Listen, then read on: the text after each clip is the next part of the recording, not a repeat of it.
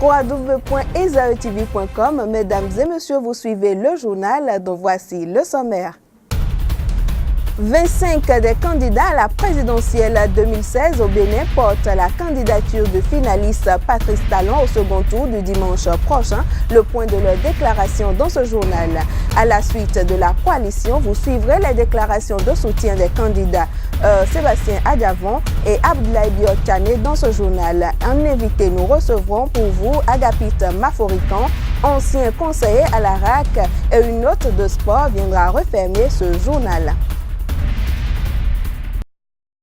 Bonsoir à tous. Ils sont 25 candidats non élus au premier tour du scrutin présidentiel 2016 au Bénin et tous s'alignent désormais derrière Patrice Talon après une consultation de leur base électorale et la remarque d'une convergence de leur projet de société avec le nouveau départ que prône le candidat finaliste Patrice Talon. Le point de la conférence de presse qu'a donné la coalition de rupture avec Kader Achiro.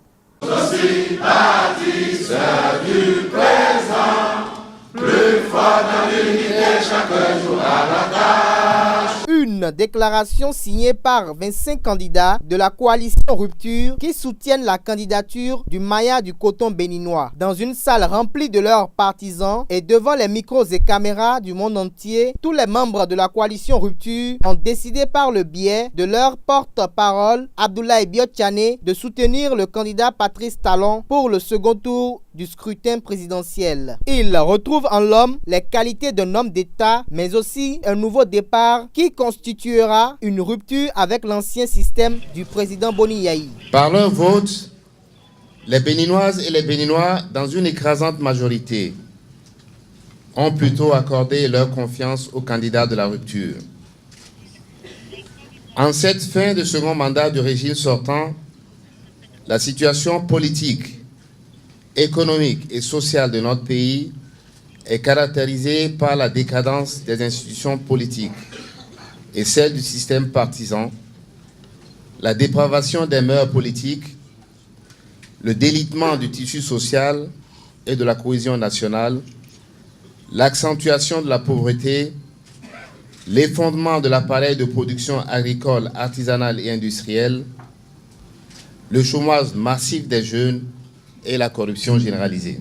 Un soutien qui s'apparente à une synergie des forces pour une victoire écrasante au soir du 20 mars prochain. Pour eux, la situation du pays n'est pas du tout reluisante et Patrice Athanas Guillaume Talon serait la solution. Sur ce, l'espérance d'une bonne et meilleure gouvernance est tournée vers le leader du nouveau départ, qui pourra restaurer le modèle démocratique et lui faire jouer son rôle de rang pour le développement économique et social afin de préserver la paix et la cohésion nationale. Conscient de la nécessité de constituer une masse critique capable d'opérer des réformes politiques et institutionnelles fondamentales, soucieux de voir le Bénin disposer d'un pouvoir à l'issue de l'élection présidentielle de mars 2016 qui soit en phase avec les aspirations profondes du peuple à la prospérité, à l'unité, à la justice et à la paix, les candidats signataires de la présente déclaration, après consultation de leurs bases respectives, décident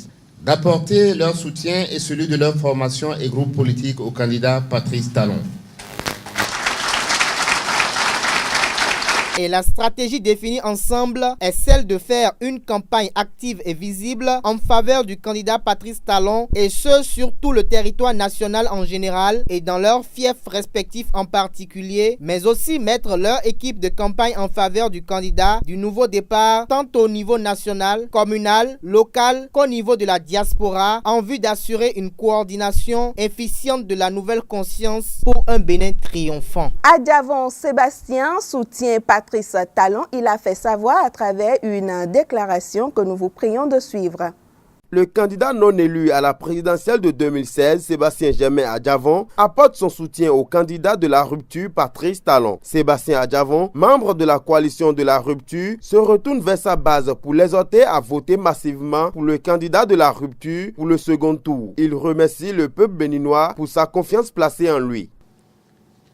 Les résultats de l'élection présidentielle du dimanche 6 mars 2016 dans notre pays m'ont apporté la preuve de la grande estime et de la grande audience dont je bénéficie parmi mes compatriotes, et croyez-moi, cela m'est d'un grand réconfort.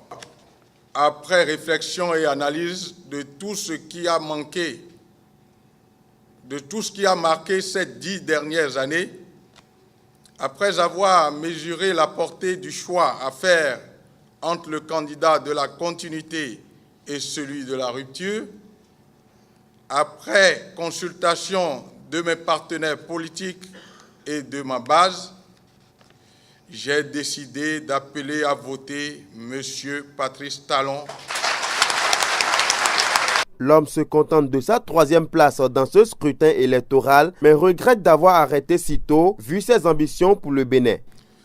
Je mesure notre déception à la dimension de l'espoir que tous nous avons placé à occuper soit le premier rang, soit à être second, et ainsi nous retrouver au second tour.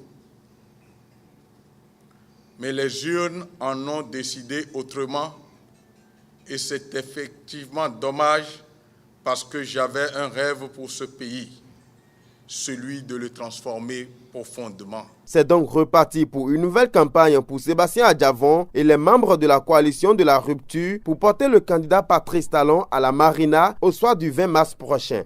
Pareil pour le candidat Abdoulaye Biotane, porte-parole d'ailleurs de la coalition de rupture. On l'écoute. Mesdames, Messieurs, en bon démocrate et respectueux des lois de la République, nous acceptons le verdict des urnes. Nous ne voulons pas nous lancer aujourd'hui dans des contestations qui ne feraient qu'en rajouter à la tension déjà palpable dans le pays.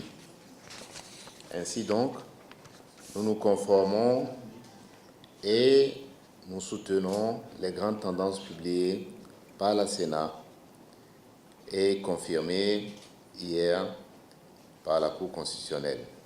Le combat n'est donc pas terminé. Une bataille s'est achevée, mais la plus importante pointe à l'horizon. Et comme vous l'avez souhaité, nous ne resterons pas absents de cet ultime combat. Nous avons encore l'occasion de faire triompher nos idées à travers l'un des 2 candidats présents au second tour. Au moment d'opérer notre choix, nous avons pensé surtout aux jeunes qui cherchent désespérément un emploi après leur formation. Nous avons pensé aux femmes dont les revenus sont insuffisants pour faire face à de nombreuses charges. Nous avons pensé aux agriculteurs qui, malgré leurs efforts de tous les jours, n'y arrivent toujours pas. Et plus encore, nous avons pensé à l'unité nationale de notre pays, qui, à nos yeux, est non négociable. Ajouter les uns aux autres, tout ceci, ajouté surtout à l'intérêt supérieur de l'État, nous avons décidé d'agir ensemble pour un nouveau départ en soutenant Patrice Talon.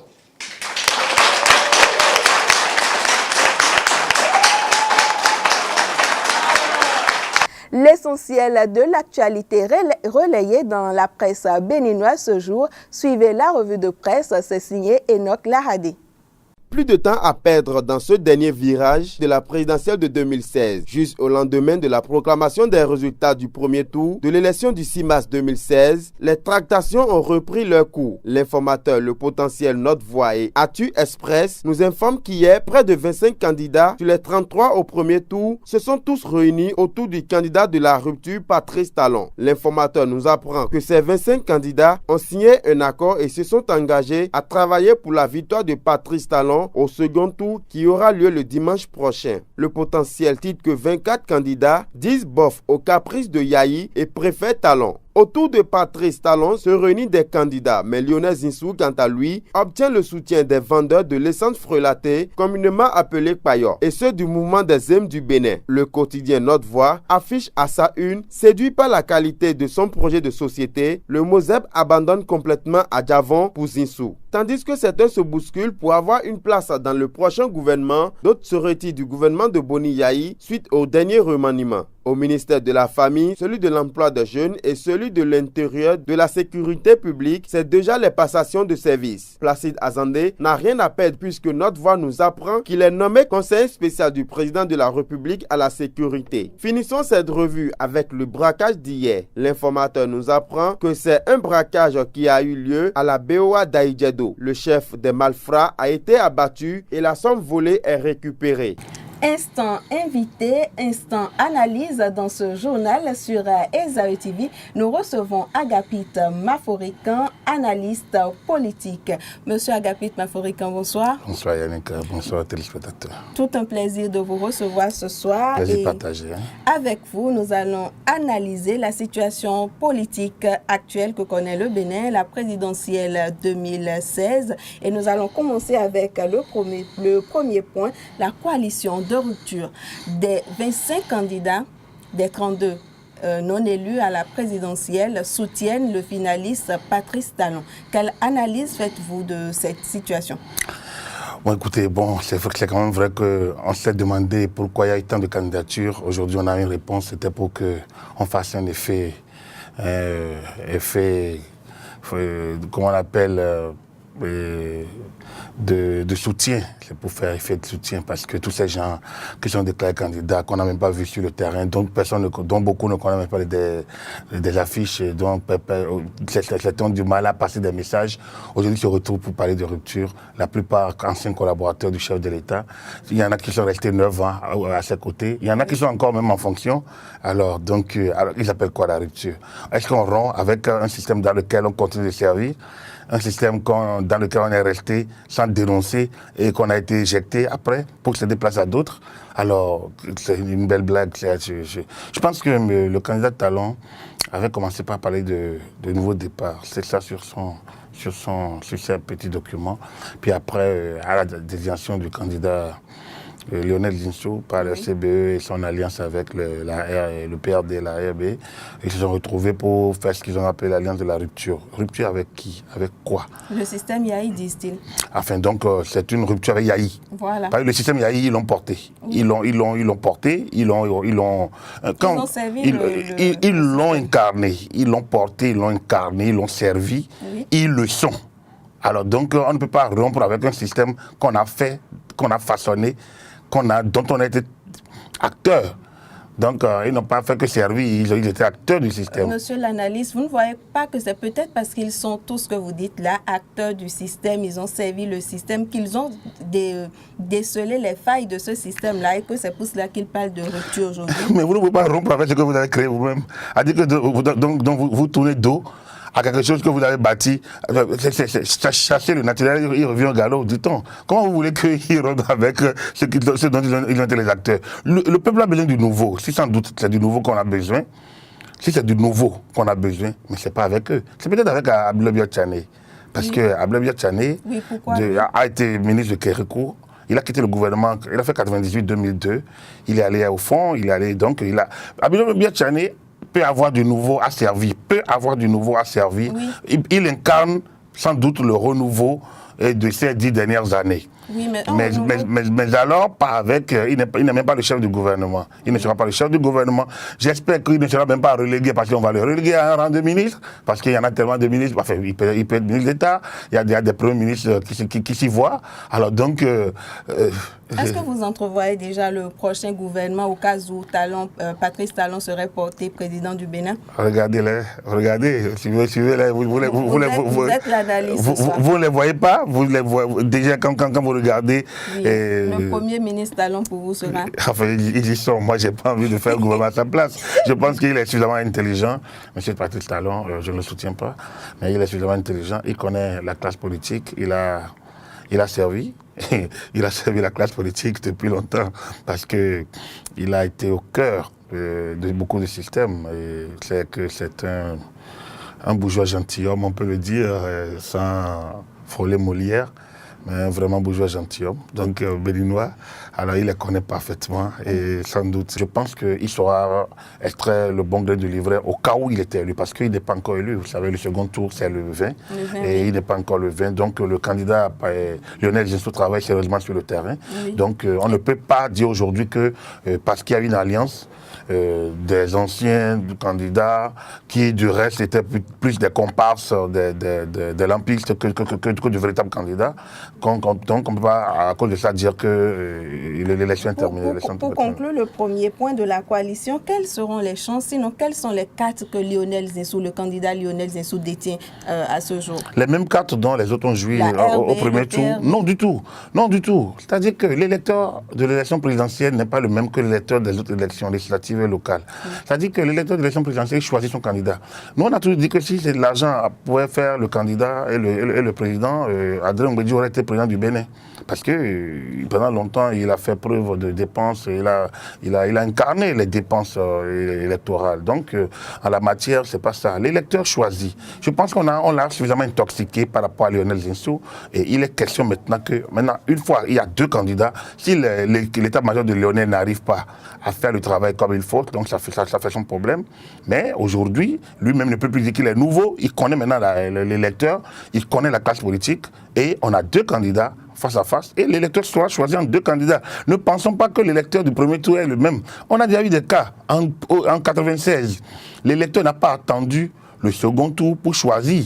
C'est-à-dire que le président qui était sur place, qui a eu contre lui tous les autres candidats, tous les autres candidats en 1996, le président Soglo, tous les autres, on était dans un schéma du genre où tout le monde a dit votez Kérékou, votez Kérékou, votez Kérékou. En fin de compte, Soglo a frôlé la victoire. Il pense même qu'il a gagné et que c'est la Cour qui lui a arraché des voix. Donc voilà pour 1996. Donc pour vous, Patrice Talon, Lionel Zinsou, chance égale. Chance égale pour moi, c'est 50-50. Voilà, exactement. Nous allons partir du point de la coalition de rupture pour parler remaniement ministériel. Pourquoi, selon vous, quelle analyse faites-vous du remaniement ministériel de Boni Yayi à 3 semaines de la fin de son règne? Franchement, j'ai été surpris comme beaucoup de ce remaniement. D'autant que toutes ces personnalités remaniées, écartées du gouvernement, ont été casées en même temps à la présidente de la République comme conseillers spéciaux. Donc, franchement, il n'y a que le chef de l'État seul qui peut dire. Mais bon, vous savez, il est de la nature des autorités, surtout en fin de mandat, de penser, remercier, récompenser.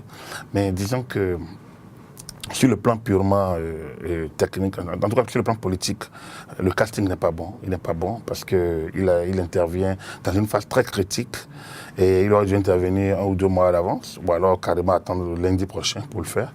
Puis de toute façon, un mois, une semaine en plus, une semaine en moins, ils n'auront pas grand-chose à faire avant de finir le mandat. De toute façon, ils ont 3 semaines, donc 2 semaines, 3 semaines, ça revient presque au même. Alors donc, en termes de casting, je ne sais pas. Peut-être que ça a un impact politique sur le second tour. Et là, il va falloir que... Aucun diront que c'est une équipe de campagne qui a été mise sur pied. Enfin, je ne sais pas. Franchement, je les connais, je les regarde. Je ne les ai pas vus, franchement, de manière spéciale sur le terrain. Je côtoie un peu ces milieux depuis quelques années. Je ne pense pas avoir croisé ces nouveaux ministres.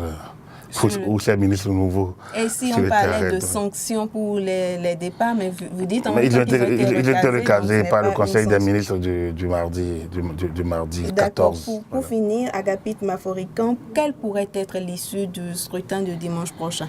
Ah non, l'issue est celle que l'électeur donnera. Ça, c'est le premier. L'électeur, il est naturellement le premier détenteur du pouvoir, donc le peuple béninois. Ensuite...